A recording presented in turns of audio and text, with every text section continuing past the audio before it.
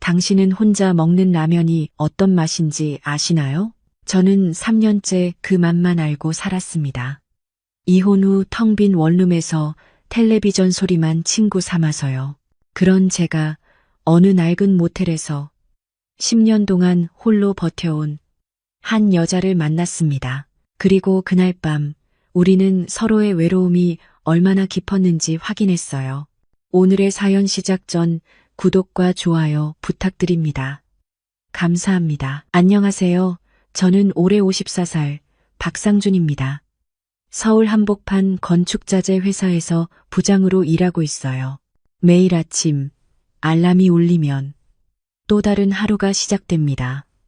실적 압박, 까다로운 거래처들, 끝없는 회의들, 그 사이에서 균형을 맞춰가며 버텨내는 것, 그것이 제 일상이었어요. 3년 전 아내와 이혼한 후 저는 강남구의 작은 원룸에서 혼자 살고 있었습니다. 하나뿐인 아들은 미국 유학 중이라 1년에 한두 번 정도만 연락을 주고받을 뿐이었어요. 집에 돌아와도 텔레비전 소리만이 정막을 채울 뿐 진정한 대화를 나눌 상대는 없었죠. 이번 출장도 평소와 다르지 않았어요. 지방 현장에서 새로운 건축자재를 소개하고 계약을 따내야 하는 중요한 업무였거든요. 아침 일찍 차에 올라타 고속도로를 달리면서 창밖으로 지나가는 풍경을 보며 문득 생각했습니다. 내 인생이 이 길처럼 단조롭고 예측 가능한 것은 아닌지. 3시간의 장거리 운전 끝에 도착한 현장에서는 연이은 회의와 점검이 기다리고 있었어요. 거래처 담당자들과의 협상, 현장 실사, 견적서 검토까지 모든 일정을 소화하고 나니 어느덧 해가 저물고 있었습니다. 온몸이 축 처져서 미리 예약해둔 숙소로 향했죠. 그런데 숙소에 도착하기 직전 예상치 못한 전화가 걸려왔어요. 죄송합니다만 이중 예약이 되어서 오늘 숙박이 어려울 것 같습니다. 정말 죄송합니다. 담당자의 사과 섞인 목소리가 제 피로를 더욱 무겁게 만들었습니다. 이미 어두워진 시간에 다른 숙소를 찾기란 쉽지 않았어요. 한참을 헤매다가 시외곽 한적한 도로변에서 작은 모텔 간판을 발견했습니다. 청솔 모텔. 희미하게 깜빡거리는 글자가 보였어요. 겉보기에는 상당히 오래된 듯 했지만 다른 선택지가 없었습니다. 어쩔 수 없이 차를 그리로 세웠죠. 모텔 입구에 들어서자 의외로 깔끔한 로비가 눈에 들어왔어요. 낡은 외관과는 달리 내부는 정성스럽게 관리되고 있다는 느낌이었습니다. 프런트에서는 40대 후반으로 보이는 여성이 서 있었어요. 단정하게 묶은 머리, 깔끔한 블라우스 차림. 안녕하세요. 방 하나 있나요? 제가 조심스럽게 물었습니다. 네, 있습니다. 혼자신가요? 이진숙이라는 그녀의 목소리는 따뜻하고 차분했어요. 체크인을 마치고 방 열쇠를 받으며 다행이라는 생각이 들었습니다. 예상보다 훨씬 깔끔하고 조용한 곳이었거든요. 무거운 가방을 끌고 2층으로 올라가면서 오늘 하루의 피로가 조금씩 풀리는 것을 느꼈어요. 방에 들어서니 모든 것들이 깨끗하게 정돈되어 있었고 침대 시트도 하얗게 빨래가 잘 되어 있었습니다. 창밖을 내다보니 조용한 주택가가 보였어요. 도시의 번잡함과는 거리가 먼 평온한 풍경이었죠. 방에 짐을 풀고 침대에 누워 있으니 긴장이 풀리면서 배에서 꼬르륵 소리가 났어요. 아침부터 제대로 된 식사를 하지 못했던 것이 생각났습니다. 시계를 보니 밤 9시가 넘어 있었죠. 이 시간에 주변에 식당이 열려 있을지 어쩔 수 없이 프런트로 내려가서 물어보기로 했습니다. 로비로 내려가니 깔끔한 차림의 진숙 씨가 프런트 뒤쪽에서 장부를 정리하고 있었어요. 죄송한데요. 이 근처에 이 시간에도 하는 식당이 있을까요? 진숙 씨가 고개를 들더니 잠시 생각하는 표정을 지었습니다. 이 시간이면 대부분 문을 닫았을 텐데요. 게다가 이 길이 밤에는 좀 위험해요. 길이 좀 복잡하거든요. 그렇게 말하며 진숙 씨는 잠시 망설이더니 말을 이었어요. 제가 국 끓여놨는데 괜찮으시면 드시고 가세요. 간단한 반찬들도 있어요. 아, 그럴 순 없죠. 번거로우실 텐데. 제가 사양했지만 진숙 씨는 이미 프런트 옆 작은 공간으로 들어가고 있었습니다. 손님이 배고프시다는데 그냥 보낼 순 없죠. 잠깐만 기다리세요. 10분 정도 후 진숙 씨가 따뜻한 미역국과 김치 그리고 계란말이가 담긴 쟁반을 들고 나왔어요. 프런트 옆에 있던 작은 테이블에 음식을 차려주며 많이 부족하지만 그래도 맛있게 드세요. 정말 감사합니다. 어떻게 이런 신경까지. 별거 아니에요. 저도 혼자 있으니까 이렇게 같이 드시는 분이 있으니 좋네요. 저도 저녁 전인데 함께 먹어도 되죠? 그녀의 말과 미소에서 무언가 쓸쓸함이 느껴졌어요. 나도 모르게 진숙 씨도 혼자 계신가 보네요. 라고 물었습니다. 진숙 씨는 잠시 숟가락을 멈추더니 조용히 대답했어요. 네, 10년 전에 남편을 잃고 혼자 이 모텔을 운영하고 있어요. 처음엔 정말 막막했는데 이제는 익숙해졌죠. 10년이나 쉽지 않으셨을 텐데요. 그럴 때도 있었죠. 하지만 이제는 괜찮아요. 손님들도 좋으신 분들이 많고 이렇게 가끔 대화도 나누고요.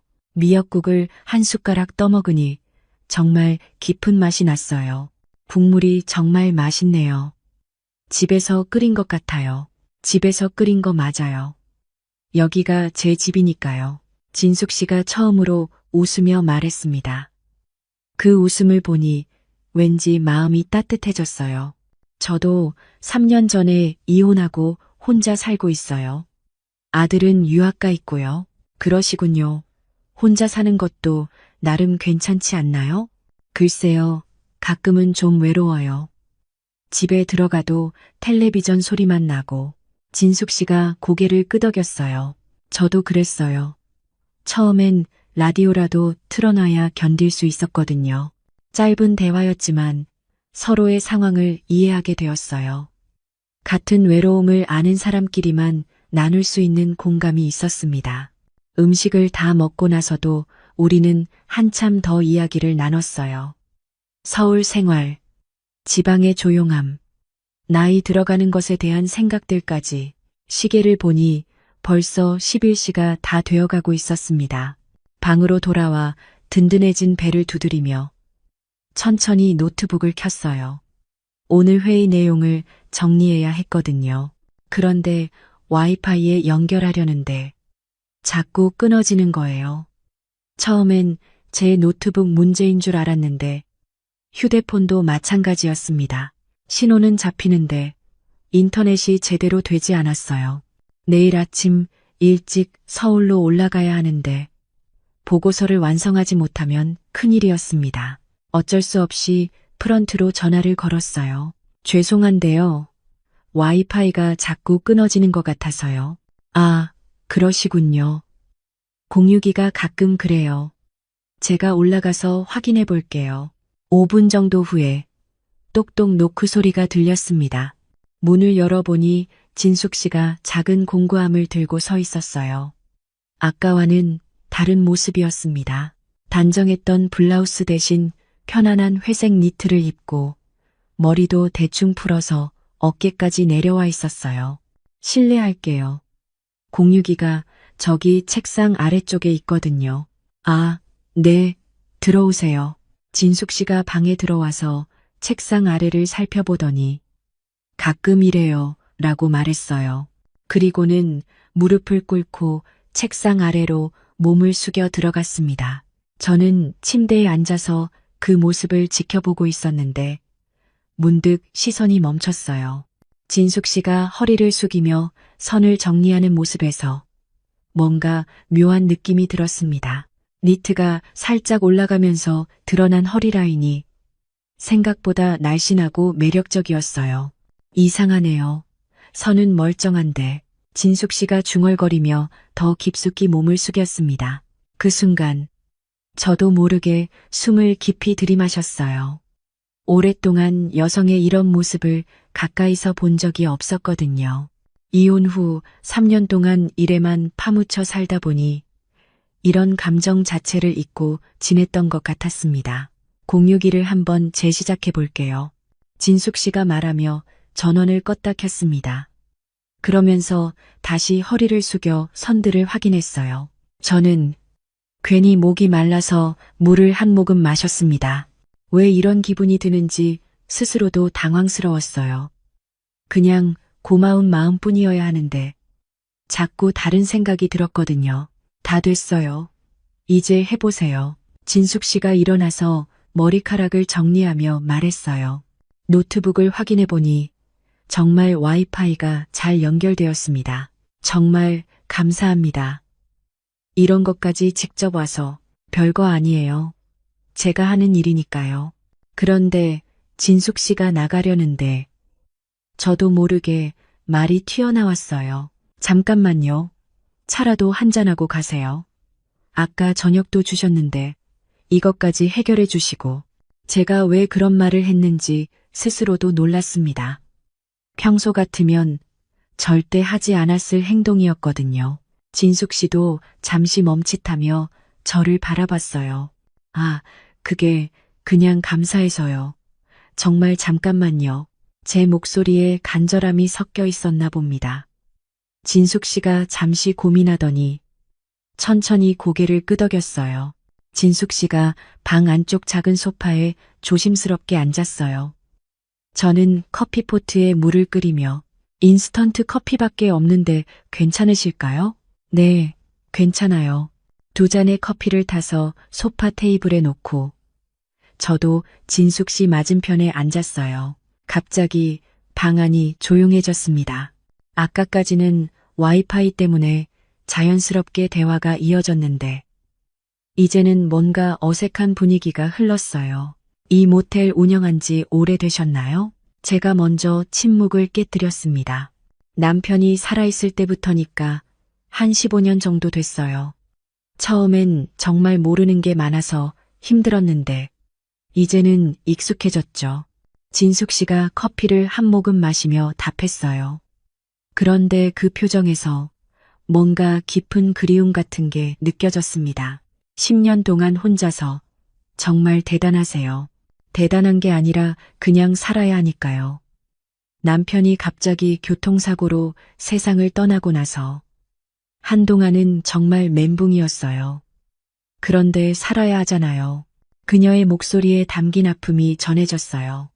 저도 이혼의 아픔을 겪었지만 사별의 고통은 또 다른 차원일 거라는 생각이 들었습니다. 저도 이혼하고 나서 처음엔 정말 힘들었어요. 집에 혼자 있으면 벽만 바라보고 있을 때가 많았거든요. 그러셨구나. 남자분도 혼자 있으면 외로우시겠어요. 우리는 서로의 외로움에 대해 조심스럽게 이야기를 나눴어요. 마치 같은 상처를 가진 사람끼리만 이해할 수 있는 깊은 공감이 있었습니다. 대화를 나누면서 자연스럽게 소파에서의 거리도 조금씩 좁혀졌어요. 진숙 씨는 정말 강하신 것 같아요. 혼자서 이 모든 걸 해내시고 제가 진심을 담아 말하자 진숙 씨가 잠시 고개를 숙였어요. 그때 저도 모르게 테이블 위에 놓인 그녀의 손등을 살짝 덮었습니다. 진숙 씨가 깜짝 놀라며 저를 바라봤어요. 하지만 손을 빼지는 않았습니다. 오히려 그 순간 둘 사이에 묘한 설렘이 흘렀어요. 마치 오랫동안 닫혀있던 마음의 문이 조금씩 열리는 것 같았습니다. 서로의 눈을 바라보며 우리는 같은 외로움, 같은 그리움을 확인했습니다. 말로 하지 않아도 서로의 마음을 이해할 수 있었어요. 여긴 방음이 잘 안 돼요. 진숙 씨의 떨리는 목소리가 깊은 밤 정적을 깨뜨렸습니다. 우리는 피식 웃었어요. 그리고는 천천히 서로의 마음을 확인해 나갔습니다. 달빛만이 비치는 어둠 속에서 우리는 조용히 서로를 깊게 끌어안았습니다. 그 밤 오랫동안 억눌러왔던 외로움과 그리움이 서로를 향해 흘러나왔습니다. 중년의 남자와 여자가 서로에게서 위로를 찾으며 보낸 그 밤은 깊고 따뜻했어요. 새벽이 되어서야 우리는 말없는 침묵 속에 있었어요. 왜 이런 일이 일어났는지, 앞으로 어떻게 해야 할지 생각이 복잡해졌습니다. 하지만 그 순간만큼은 서로에게 꼭 필요한 사람이었다는 걸 부인할 수는 없었어요. 다음 날 아침, 햇살이 창문 사이로 스며들어 제 얼굴을 비쳤어요. 눈을 뜨니 낯선 천장이 보였고, 어젯밤의 일들이 천천히 기억 속에서 되살아났습니다. 옆을 돌아보니 진숙 씨는 이미 방으로 돌아간 듯 했어요. 시계를 보니 아침 7시였습니다.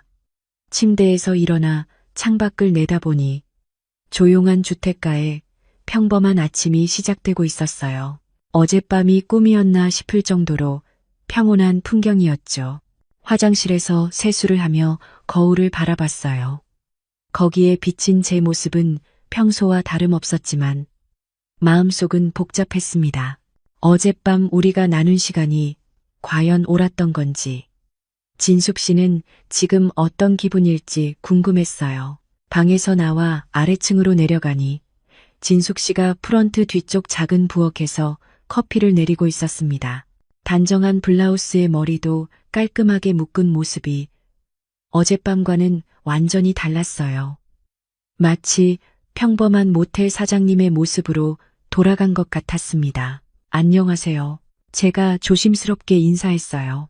아, 일어나셨군요. 커피 드실래요? 진숙 씨가 평소와 다름없는 목소리로 답했습니다. 하지만 뭔가 어색함이 느껴졌어요.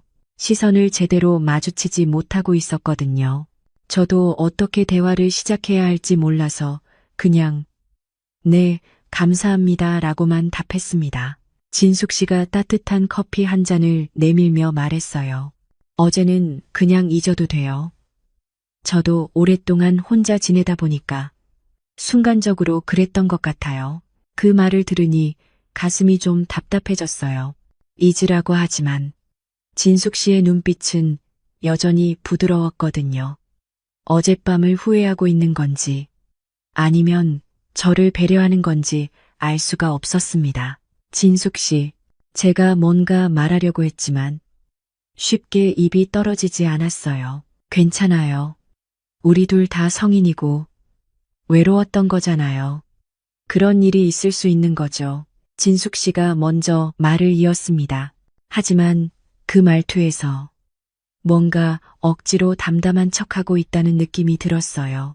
저 역시 어젯밤을 그냥 일회성 실수로 치부하고 싶지는 않았지만 뭐라고 말해야 할지 몰랐습니다.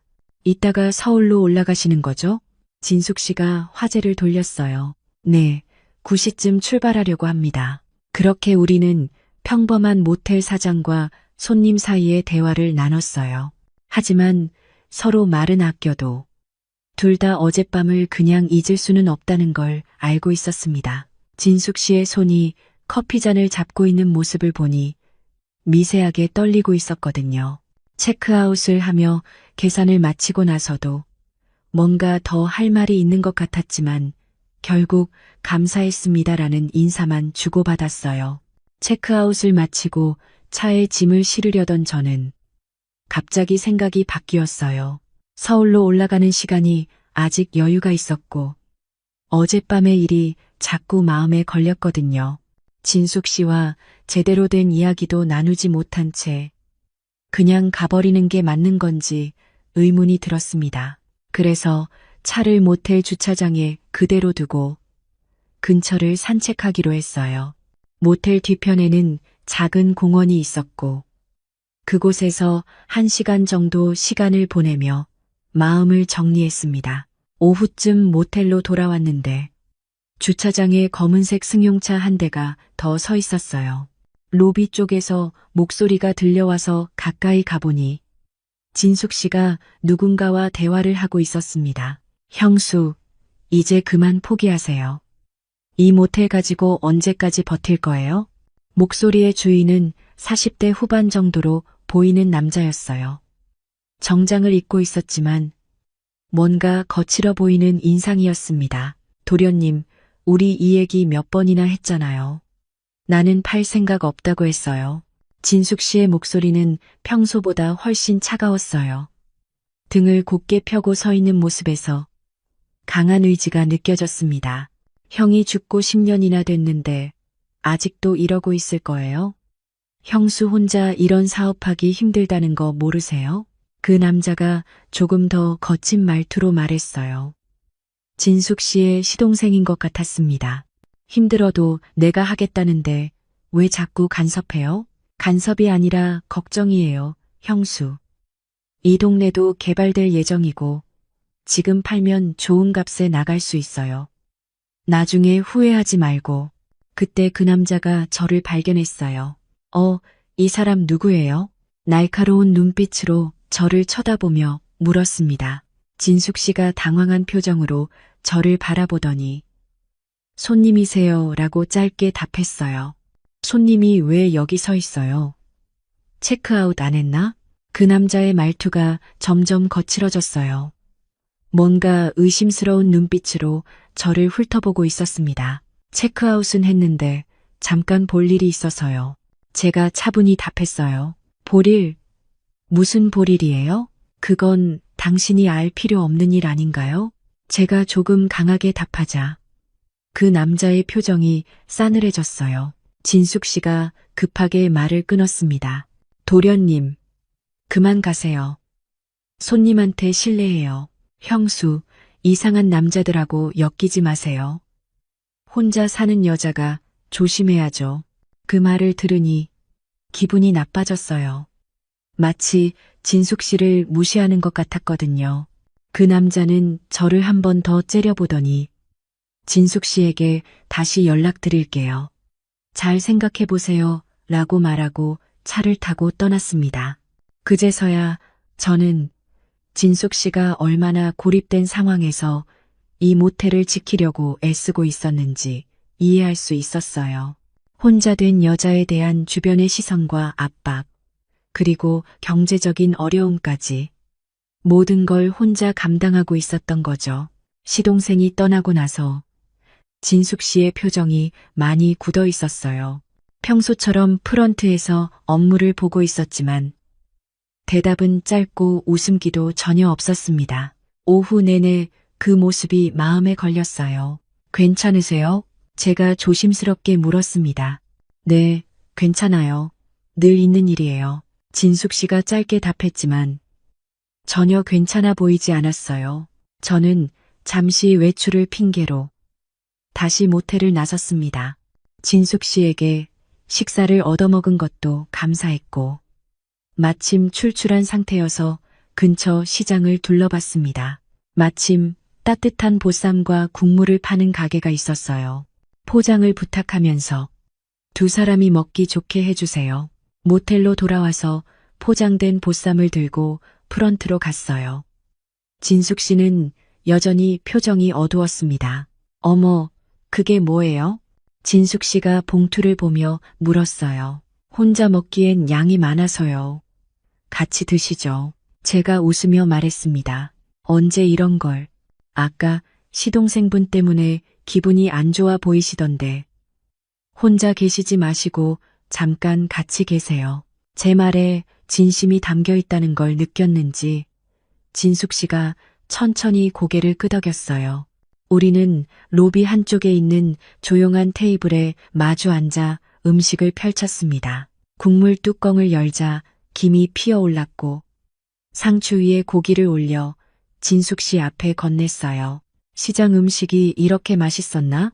진숙 씨가 한 입 먹고 중얼거리며 오랜만에 표정이 부드러워졌습니다.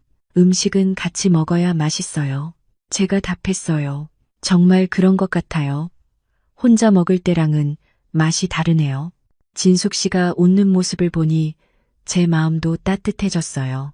먹는 동안 우리는 자연스럽게 이야기를 나눴습니다. 아까 그분은 자주 오시나요? 시동생이에요. 남편 죽고 나서부터 계속 모텔을 팔라고 해요. 여자 혼자 이런 사업 못한다면서요. 진숙 씨의 목소리에 지침이 섞여 있었어요. 왜 안 파시는 거예요? 힘들어 보이시는데. 자존심이에요. 남자 없이도 내 힘으로 살아간다는 걸 증명하고 싶어요.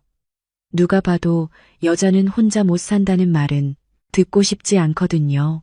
진숙 씨의 눈에 강한 의지가 보였어요. 저는 그 모습이 정말 멋있다고 생각했습니다. 진숙 씨의 그런 고집과 강단이 정말 멋있어요. 제 말에 진숙 씨가 잠시 눈을 피하다가 수줍게 웃었어요. 고집보다는 그냥 의지죠. 포기하고 싶을 때도 많았지만 이렇게 버텨왔는데 지금 와서 포기할 순 없어요. 혼자서 정말 대단한 일을 해내고 계시는 거예요. 이 짧은 식사 시간 동안 우리는 서로를 더 깊이 이해하게 되었어요. 진숙 씨의 강인함과 외로움, 그리고 제가 느끼는 그녀에 대한 마음까지. 하지만 진숙 씨는 가끔 먼 곳을 바라보며 뭔가 아쉬운 표정을 지었습니다. 아마도 우리의 인연을 더 이어가고 싶지만 그럴 수 없다는 걸 알고 있기 때문일 거예요.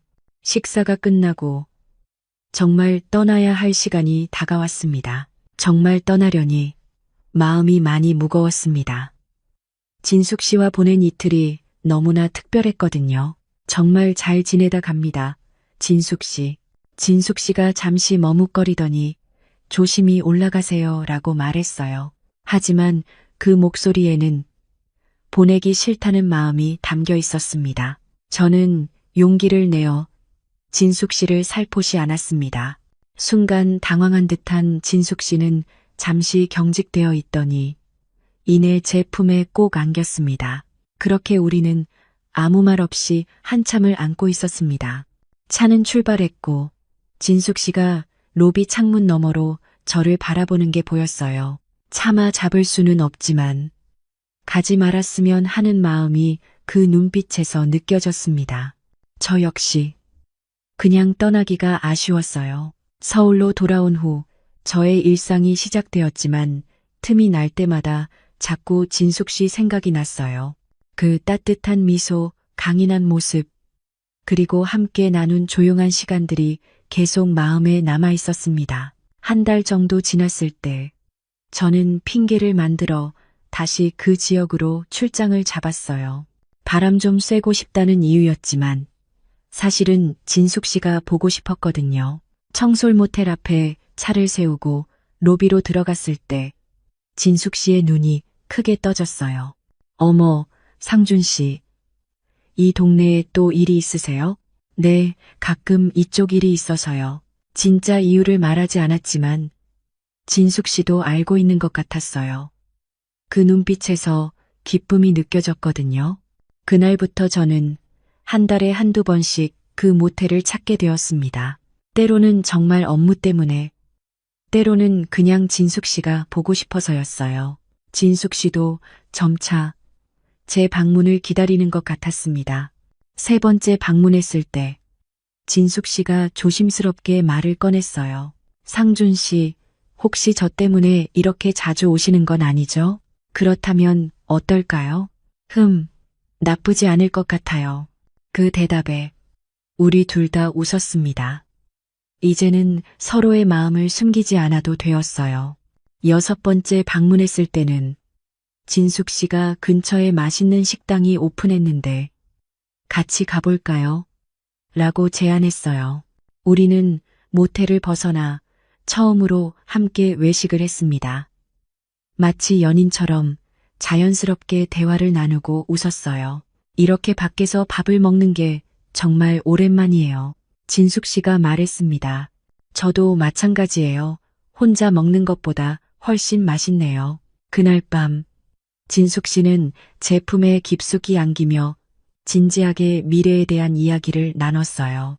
상준 씨, 우리 이런 관계가 계속 가능할까요? 왜 안 되겠어요? 저는 진숙 씨와 함께하는 시간이 정말 소중해요. 저도 그래요. 하지만 이렇게 장거리로 천천히 생각해봐요. 급할 것 없잖아요. 몇 달이 지나면서 우리의 만남은 더욱 자연스러워졌어요. 저는 주말이면 진숙 씨를 만나러 갔고 진숙 씨도 가끔 서울로 올라와서 함께 시간을 보냈습니다. 서로의 일상을 공유하고 미래에 대한 계획도 조심스럽게 세워나갔어요. 언젠가는 함께 살 수 있을까요? 진숙 씨가 어느 날 물었습니다. 물론이죠. 시간이 좀 걸릴 수도 있지만 우리에게는 충분한 시간이 있어요. 그 모텔은 우리에게 세상과 잠시 거리를 두고 숨을 고를 수 있는 조용한 안식처가 되었어요. 그리고 우리의 사랑이 시작된 특별한 장소가 되었습니다. 출장길에 우연히 들른 낡은 모텔에서 새로운 사랑을 만났습니다. 때로는 인생에서 가장 소중한 만남이 가장 예상치 못한 곳에서 기다리고 있는 것 같습니다. 나이가 들었다고 해서 사랑이 끝나는 건 아니라는 걸 다시 한번 깨달았어요. 오히려 서로의 상처와 외로움을 이해하는 성숙한 마음으로 만나는 사랑이 더 깊고 진실할 수 있다는 것을 알게 되었습니다. 오늘의 사연 어떠셨나요?